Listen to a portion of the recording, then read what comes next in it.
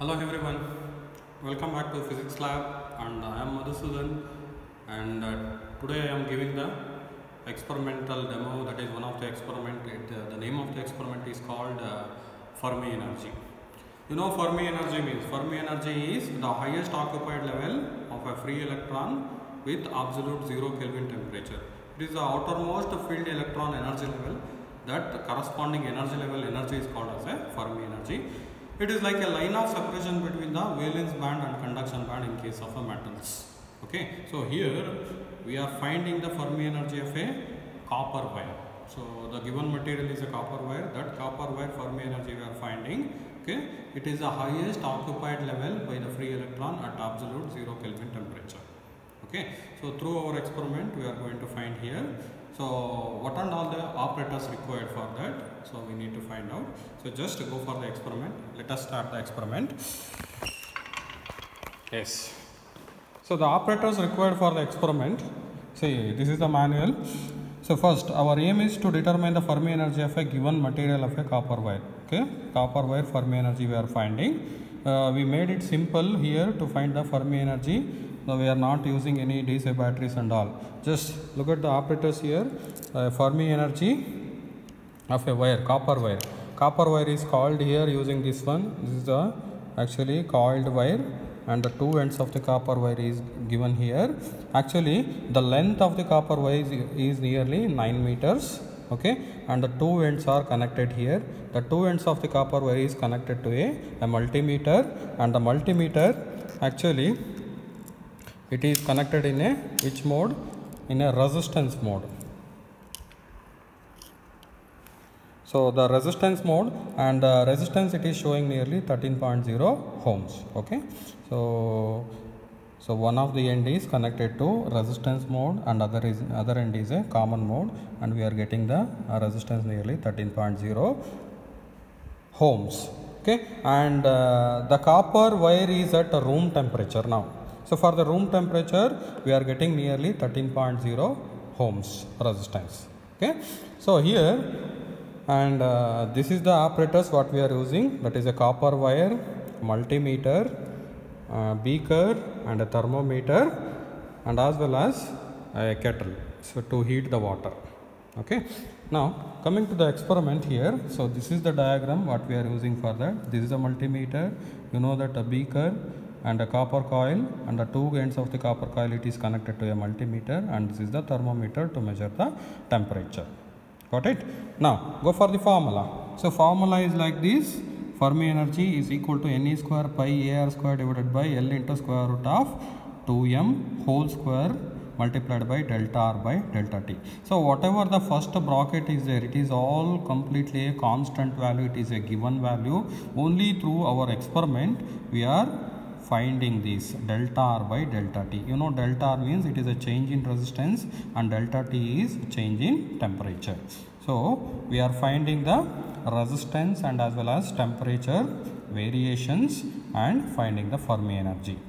Okay, now if you actually simplify this constant value, you are getting nearly 1.39 into 10 power 3 r cube, that is r square divided by L whole square, where r is the radius curvature of the copper wire and L is the length of the copper wire. Okay, so delta R by delta T, you know that it represents the resistance variation with respect to temperature.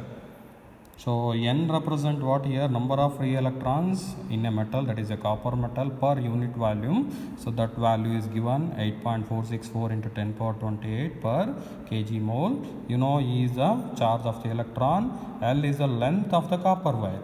So the length of that coiled copper wire is nearly 9 meters, and radius curvature of that wire is nearly 8 into 10 power minus 5 meters. A is a constant and as well as M is also a constant. It is a mass of the electron 9.31, that is 9.1 into 10 power minus 31 kg. Okay, so this is the formula related to the Fermi energy. Now go for the experiment. See here, just we are actually inserting the copper coil into the beaker like this,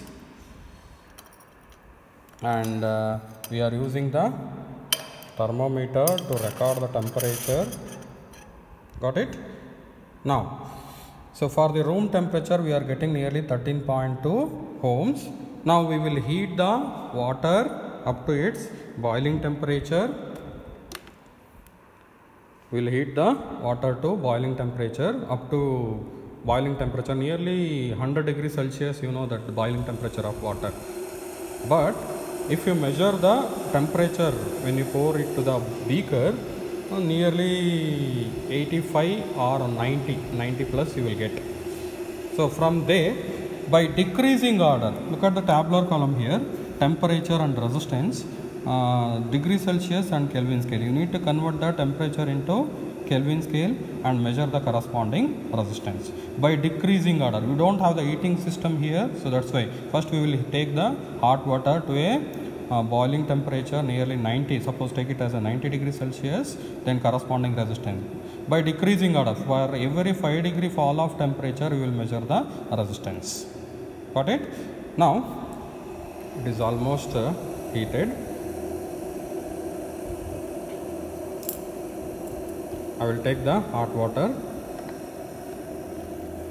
So you should see the fumes, then only go for the pouring the water.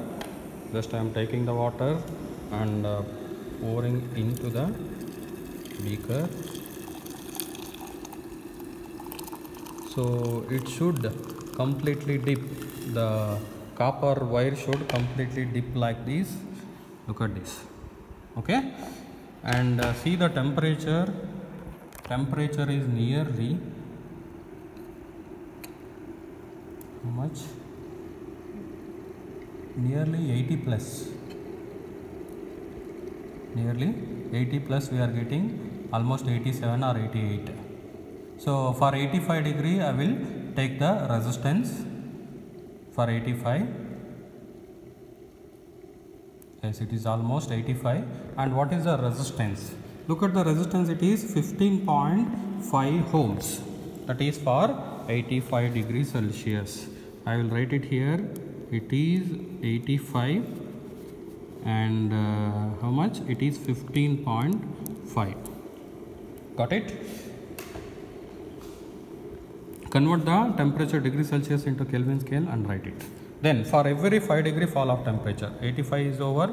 For 80 you should record the resistance. So as the temperature decreases, what happens to the resistance? The resistance also decreases. Look at this. Okay, so why means as the temperature increases, resistance goes on increases due to the phonon vibrations. Actually we have done the experiment related to that. As the temperature decreases, resistance should also decrease. Look at this, one of the examples. For 85 degree we got 15.4. Yeah, I think they have made a mistake here in the first reading. So they have started with 80 degree, 15.4. For 75 we are getting 15.1. For 70, 14.9, 65, 14.7. Like that. As the temperature decreases, resistance should decrease. As the temperature increases, the resistance should increase. Due to the vibrations of the phonons, it will disturb the movement of the charge carriers. That's why, that is electrons. That's why resistance increases. Now convert this temperature into Kelvin scale and plot the graph. Look at the graph here, temperature versus resistance. Temperature along x-axis and resistance along y-axis you need to plot, and the graph looks like this. Temperature, this is for from lower degree to high degree we are taking. For a 50 degree it is 323 here. 323 plus 5 plus 5 plus 5 plus 5 like that. As the temperature increases by 5 degree Kelvin here, and what is the corresponding resistance along y-axis. So you will get a straight line, corresponding straight line, and calculate the slope for that. So the slope is nothing but resistance variation with respect to temperature. So y-axis represent the resistance, so that if you are taking the slope means, suppose if I am taking the slope here, so y-axis represent what? Delta R, that is variation in the resistance, change in resistance, and x-axis represent delta T, that is change in temperature. So delta R divided by delta T represents the slope. that is change in resistance with respect to change in temperature. Now I will measure the resistance like this. How? X-axis it is 1 to 2.1 multiplied by the scale. What is the scale? It is, they have taken like this. How? 14.2 plus 0.3 will be 14.5, nearly 0.3 ohms they have taken along y-axis. So multiply like this, it is 1 to 2.1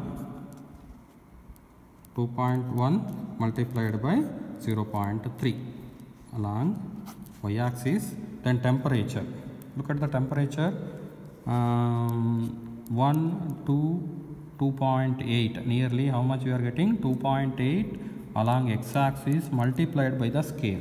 What is the scale along x-axis? It is 5 Kelvin. Look at the scale here. We have taken x-axis 1 centimeter will be equal to 5 Kelvin. So that I will write 5. Now, if you calculate this, the slope you will get nearly around 0.04. So if you get 0.04, then only it will be the correct value. Now substitute all the value in the formula. Look at this. That is the Fermi energy 1.39 into 10 power 3 r square by L whole square delta r by delta T whole square. So you know r is the radius curvature of the copper wire. It is given, I already told you. Look at this here. Radius curvature is 8 into 10 power minus 5 and L is 9 meters. Okay, so both the values we are substituting here, r and L. Delta r by delta T slope value we are getting nearly 0.04 whole square. Then if you substitute it, you will get it in joules. Okay, first you will get it in joules, and you need to convert that joules into electron volts. How to convert into electron volts? Divide this value by 1.602 into 10 power minus 19. Then you will get it in electron volts. Okay, so how much nearly we are getting? 7.0289 electron volts. Okay, so exact value is 7 electron volts for a copper wire. So the final result we will write like this: Fermi energy of a given copper wire is found to be 7.08289 electron volts. Okay, it's a very simple experiment. So just by varying the temperature, very simple connections, you know that just we are connecting the multimeter to the copper coil, and by decreasing order of the temperature we are measuring the resistance. Temperature variation, resistance variations, then we are plotting the graph temperature versus resistance, and we are calculating the slope delta r by delta T, and we should get nearly 0.04. We will substitute that value within the formula, and we will get it in joules and convert that one into electron volts by dividing into charge of the electron. You will get the Fermi energy of a copper wire nearly 7 electron volts. I hope you understood. Thank you very much.